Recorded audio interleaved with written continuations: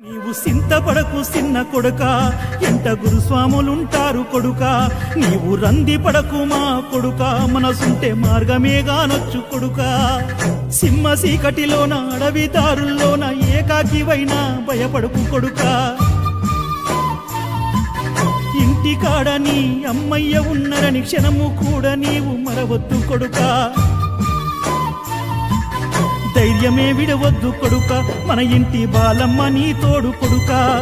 నీరసం పడిపోకు కొడుక, నీకు మాదివేనుందిరా కొడుక.